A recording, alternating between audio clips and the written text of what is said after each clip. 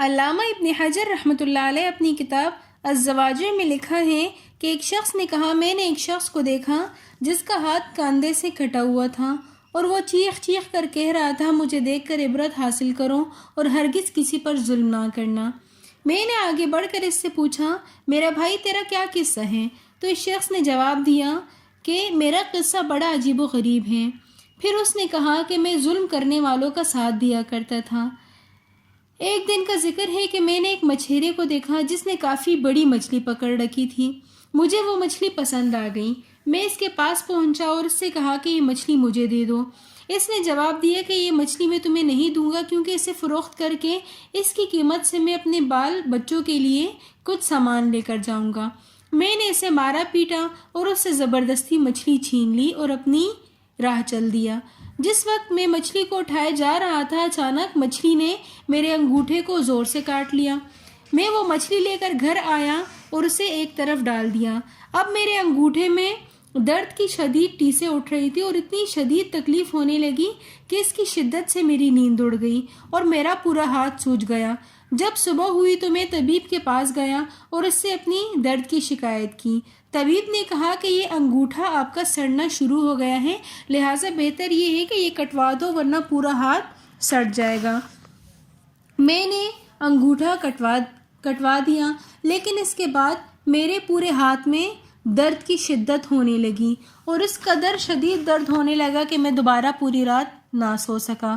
لوگوں نے جب میرا ہاتھ دیکھا تو کہا کہ ہتھیلی تک ہاتھ کٹوا دو ورنہ پورا ہاتھ خراب ہو جائے گا۔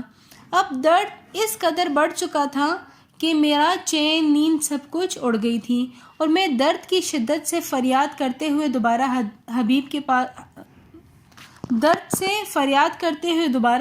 کے پاس آیا اور طبیب نے میرا ہاتھ کاٹ دیا۔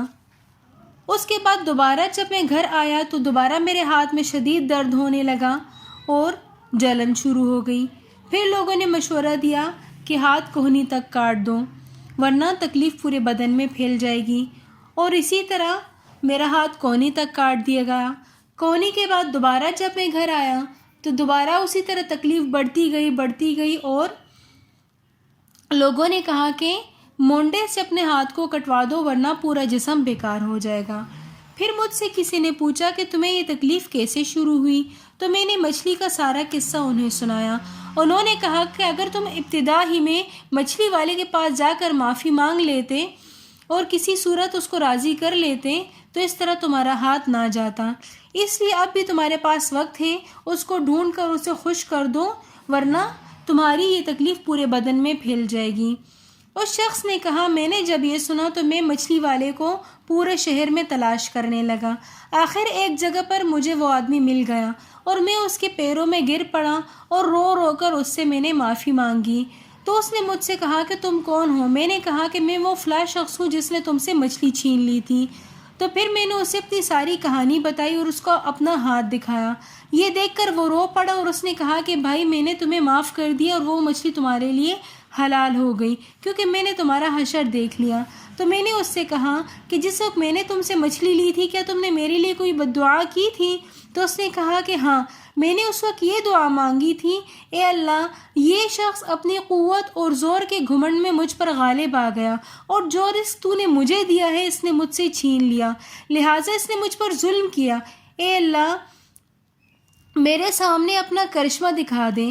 میں نے اسے کہا کہ میرے مالک، اللہ نے اپنا زور تمہیں دکھا دیا اور میں اللہ کے حضور توبہ کرتا ہوں اور وعدہ کرتا ہوں کہ آئندہ میں کبھی بھی کسی کے لیے ظالم نہیں بنوں گا بلکہ ہر کسی کی مدد کروں گا، نہ کبھی خود ظلم کروں گا اور نہ ظلم کرنے والوں کا ساتھ دوں گا۔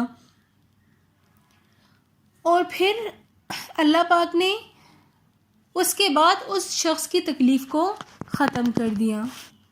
اگر آپ کو ہمارے آج کی ویڈیو پسند آئی ہو تو ویڈیو کو لائک، کمنٹ، شیئر اور سبسکرائب ضرور کیجیے گا۔ ملتے ہیں نیکسٹ ویڈیو میں، تب تک کے لیے اللہ حافظ۔